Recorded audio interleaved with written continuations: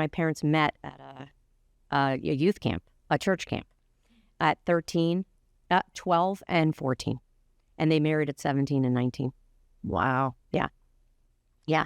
So I was starting to say I was always used to coming home. So I happened to be overseas, and I got a phone call from my mom, and it was February 8th. Where are you? Where are you at this time? I was in China. Okay. I was in China. And I got a phone call, and she said, I think you need to come home. And by the way, he's in the house now. He's in a hospital bed. Yeah. I recall you telling me about how was the hospital bed like right in the family room or something? Now we had moved him upstairs. Okay, fine. We had moved him upstairs. Okay. And so there was like like a trundle bed. Yeah. So there was a bed, and then there was like a trundle bed. So it was February 8th, and she called, and she was like, I think you need to get home. So made arrangements. It's not easy. Had to get a flight. Fine. Somehow woke up in the middle of the night, checked the flight.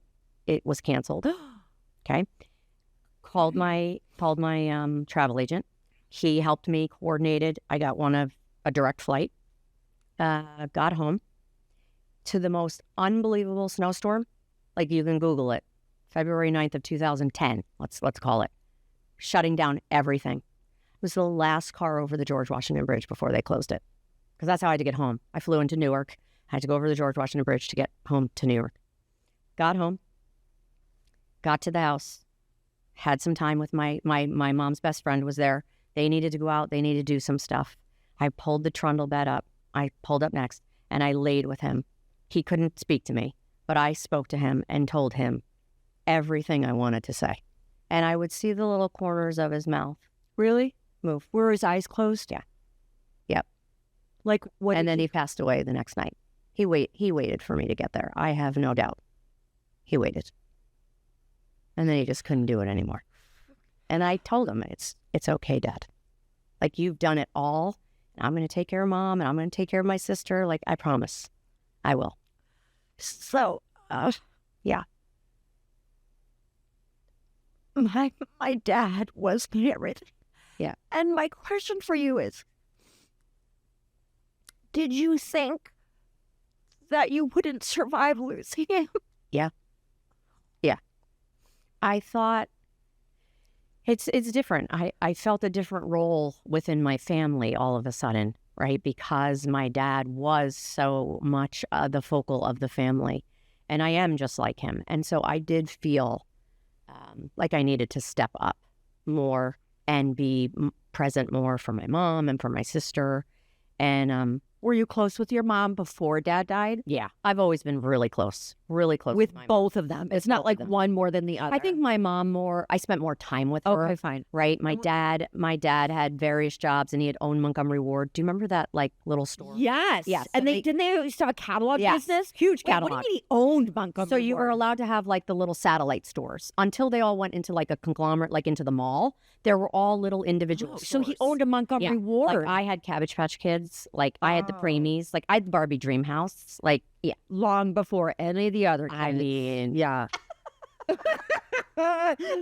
And can you briefly, and then we'll try and get off this horribly sad and devastating topic. Does your dad visit you? He does. I feel like just the other day, for instance, we came home from a trip and Joe had lost his wallet. Now, this is going to sound really shallow, but whenever I've lost something, I'll say, Dad, please help me out. Please help me out. And I'm not even kidding. As soon as I say it, it's not more than 10 minutes and I find the thing. And so sure enough, the car that we had looked in 1,000,000 times for Joe's wallet, right now it's just sitting right there. Correct. Right in the console. Correct. So my dad, well, I don't want to tell the story because I feel like it's similar to the story I'm going to ask you to tell, but I remember you telling me about you were in a booth at a restaurant.